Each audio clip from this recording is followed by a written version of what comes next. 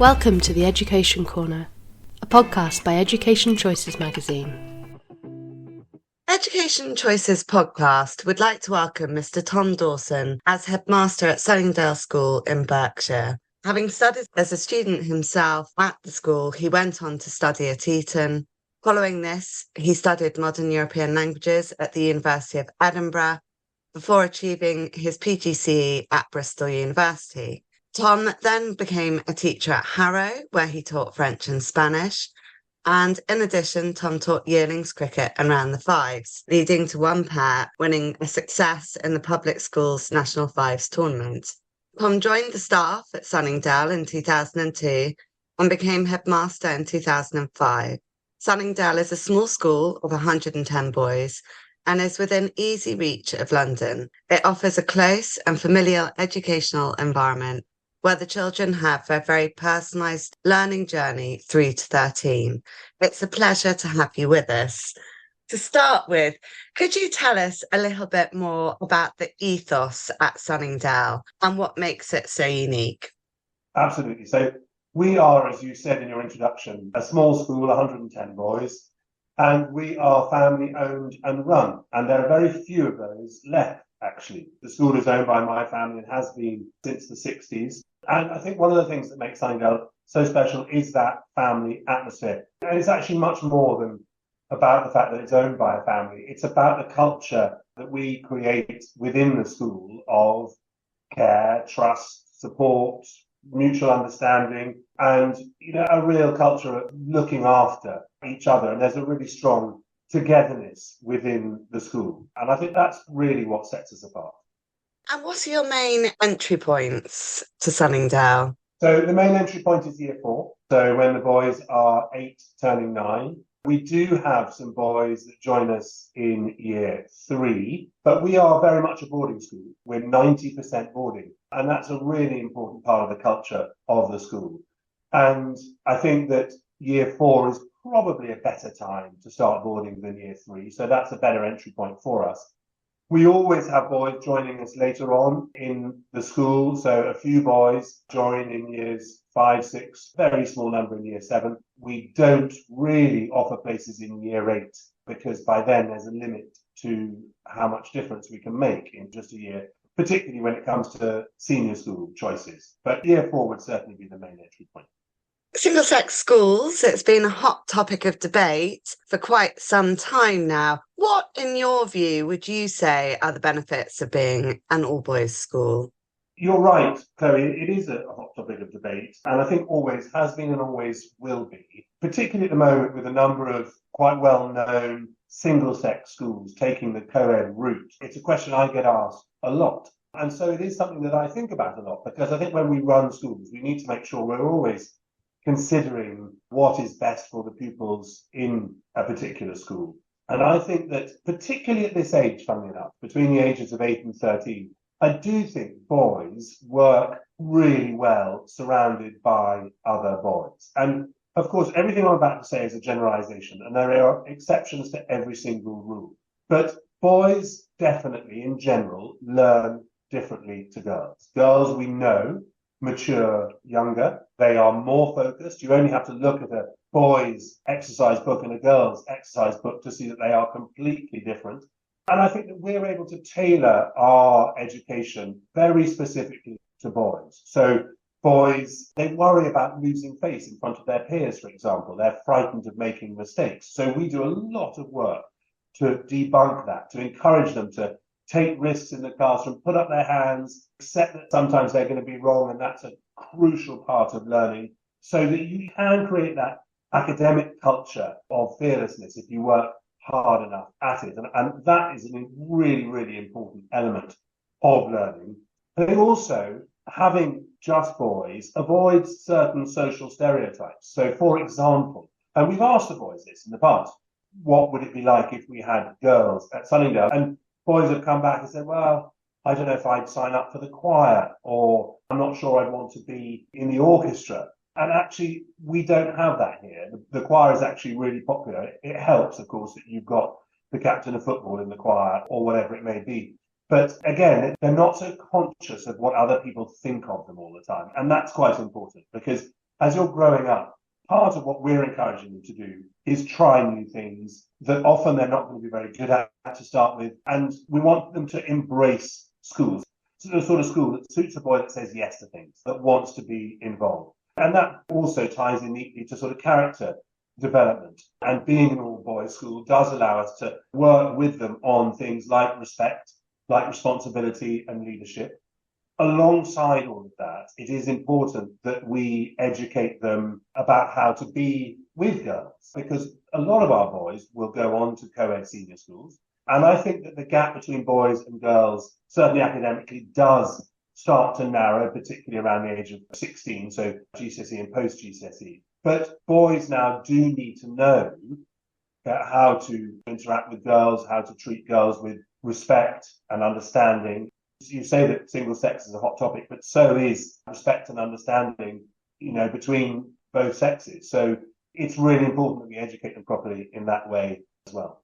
What opportunities do the boys get to mix with girls, with the local girls' schools? Or I know that quite a lot takes place at Sunningdale, doesn't it, on an extracurricular level?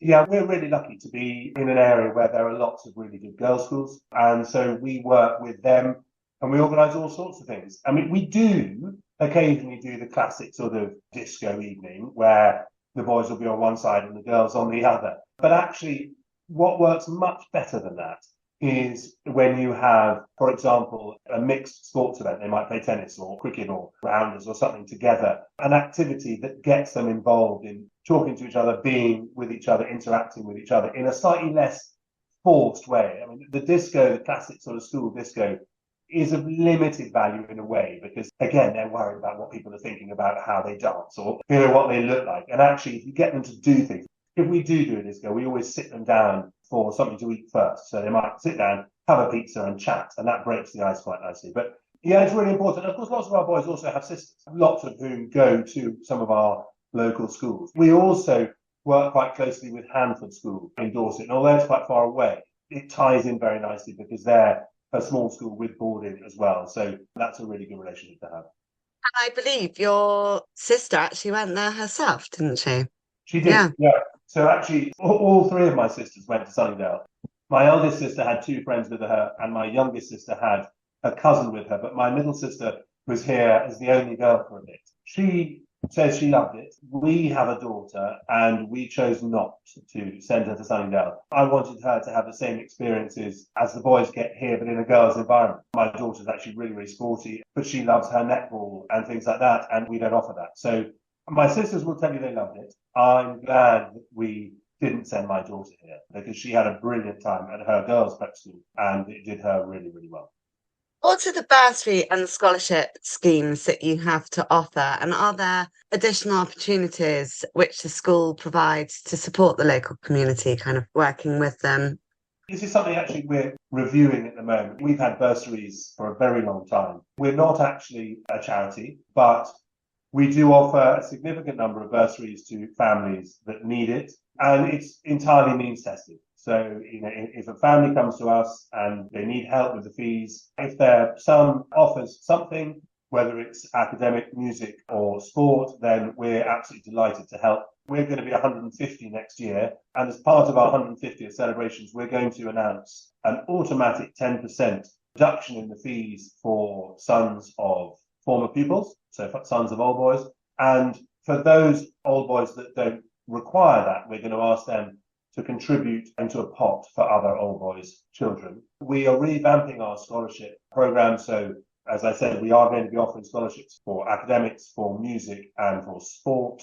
And then in terms of how we work with the local community, this is something that I think we're quite keen to increase. We do allow local sports clubs to use our facilities, so they come in and use our cricket nets throughout the winter and things like that, because we have an indoor cricket facility. So that's good. But I think that what we're trying to do, and we're working with a couple of local organisations on doing more to support the local community, supporting local food banks. We just celebrated Harvest Festival and we've had quite a significant collection of food for the local food banks. But I want to get the boys out into the local community to actually go help sort the food in the food banks and things like that, and to work closely with local charities, because I think it's really important that our boys understand that we're very much in a bubble and we need to make them aware of life outside of that bubble. What forms within the school of learning support do you provide? Different forms in a way, because I think there are lots of different levels of learning support, and they're not all for pupils that have specifically diagnosed learning needs. And of course, we have boys that have diagnosed learning needs like dyslexia, dyspraxia, dyscalculia.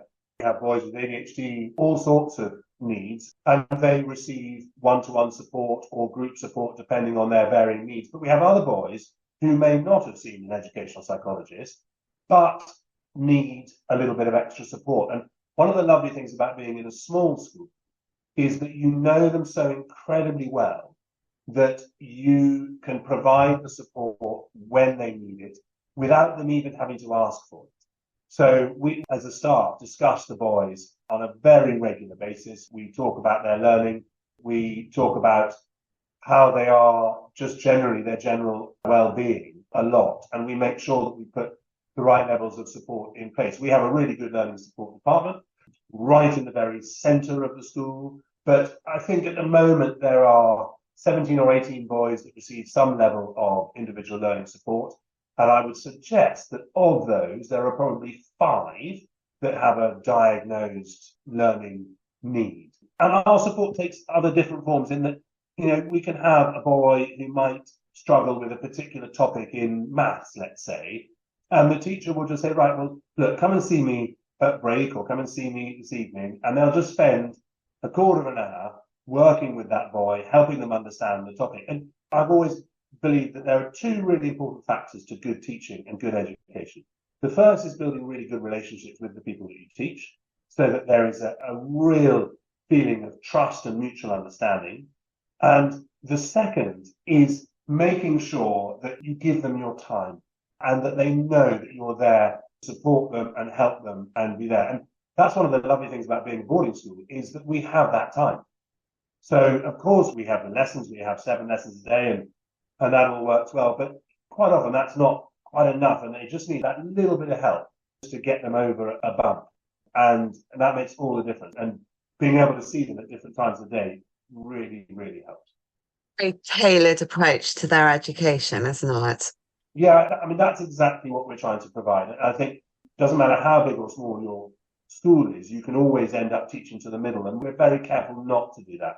We're very careful to make the most of our small classes and all the rest of it. And our boys' journey is very tailored, in fact, because they move through our form system as they develop academically and not simply because of their age. So every individual boy's journey is plotted as they go through the school. And it does mean we get the very, very best out of it. I'm sure when I was there that there were examples, because I visited last summer, where children were particularly doing well and they were able to sit in on some of the older children's classes, or children perhaps needed some extra support and so they were able to sit in on some of the other classes. And I think it's a lovely idea that kind of their learning is almost becoming elastic, isn't it? Yeah, you're right. And what we do is, if we, in as much as we possibly can, and in fact, I think I've probably only done it about 3 times in the 18 years I've been headmaster, we don't move boys down. Because the other aspect, which is absolutely vital, that I forgot to mention before, was building confidence. And you need them to feel confident in their learning. But what we do a lot is move them up to work with older boys. So because I never want to have to say to a boy, just stop while the others catch up. That's not right. If a boy is flying, then we want to let him fly. Because what we're really, really keen to do is develop that passion for learning, but get them excited about learning. Not just for the 5 years they're with us, but throughout their school and ultimately university. If we can develop a passion for learning, then that sets them off on a really good path. I think it's lovely. I also remember from the visit that you were very forward thinking with technology, and you were the first school in Europe, is that correct, to introduce Chromebooks? Yeah, I think we were, believe it or not. I mean, Sunningdale has a reputation for being very traditional. And we are still very traditional. we still think that the boys should have really good manners. We think they should work hard and get stuck in outside the classroom, and we think they should be nice to each other. So those traditional values are really important, but we're definitely not old-fashioned. So yes, we absolutely embrace the use of technology. Boys in the top 2 years all have their own Chromebooks. We have decided not to go down the route of issuing devices to everybody within the school because we don't think it's right. And actually, it's really important to find a balance between what you do on screen and what you do on paper. Exams are still on paper. They've still got to learn to write properly and all the rest of it. So that balance is key. But we're always looking at how we can improve in everything we do. And I'm a great fan of Dave Brailsford, who did the cycling for British Cycling, and his idea of just in marginal gains, just looking at where we can find those 1% improvements. So we're always looking at that. We've got someone coming in to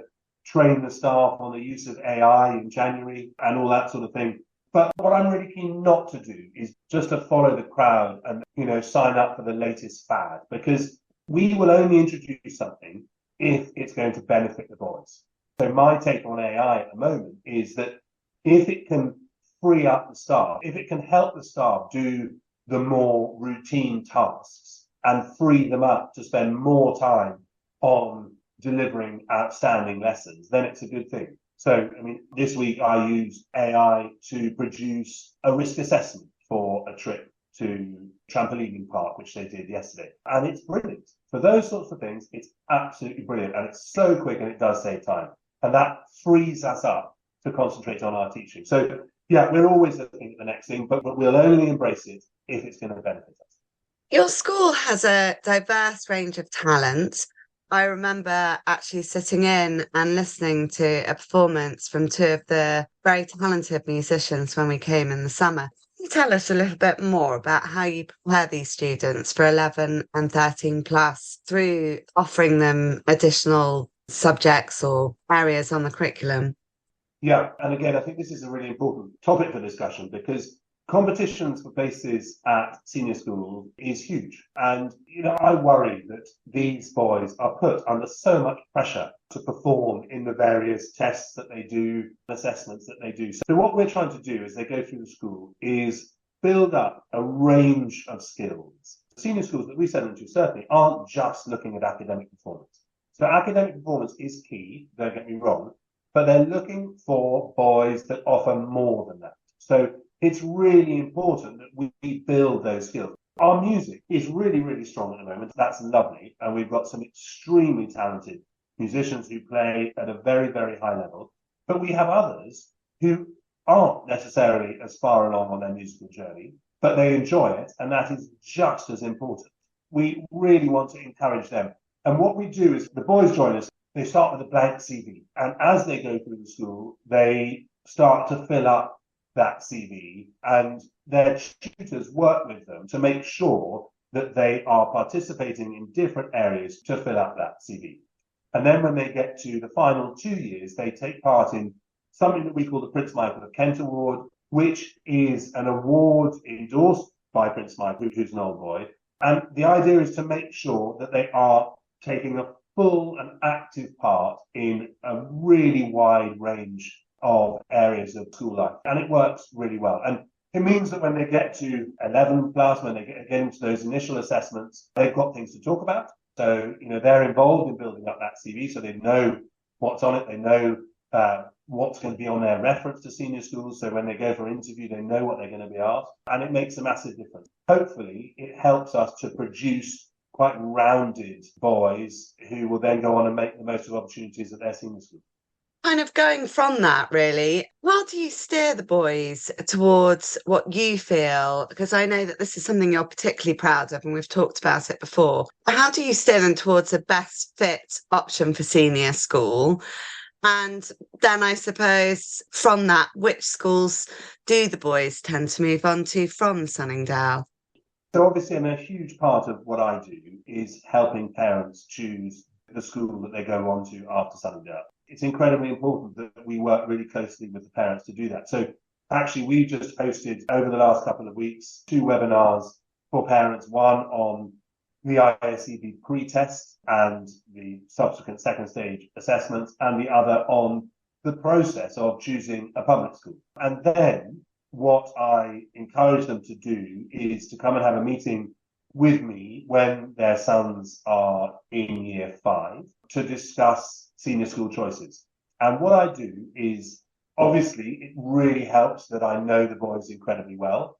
I will have taught them, I'll have had breakfast with them, I'll know them incredibly well, I'll know what their strengths are. I won't be talking from notes from their tutor. It will be my own experience of the boys and, of course, my experience of the public schools and my knowledge of them. And I'm lucky that I know the registrars incredibly well because I deal with them on a weekly basis. So I will offer the parents 3 schools that I think would work for their sons. And then they might supplement them with schools they'd like to see. And I do recommend limiting it to 5. But obviously some parents choose to see more than that. And then they go and see them. And how do I work out which schools would be best? Well, it's partly an academic decision. So which schools would work for each boy academically. And what we're aiming for is boys to go in at the middle or the top third of a particular school.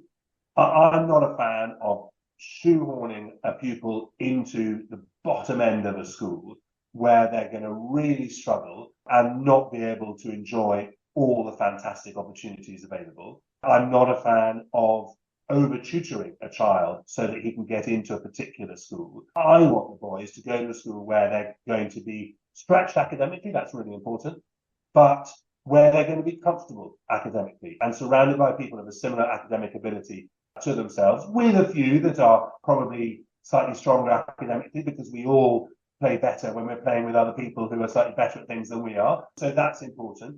We invest so much in making sure that these boys are happy at school, first and foremost, and that they're doing well. It really matters to me and to everybody that works here that they then go on to schools where that's going to continue. And so our boys, they do incredibly well academically, actually. And so when they sit their common entrance or scholarship exams at the end of year 8, they are all going into the top or the middle of the schools that they've chosen. And that, I think, is really, really important.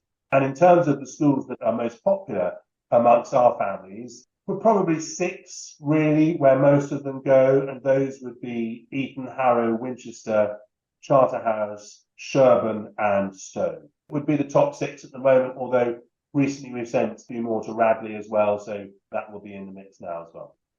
Really, just to tie this lovely interview up, as someone who has grown up at Sunningdale, and now obviously you are the headmaster at the school, what's your favourite thing about waking up each morning and being at Sunningdale?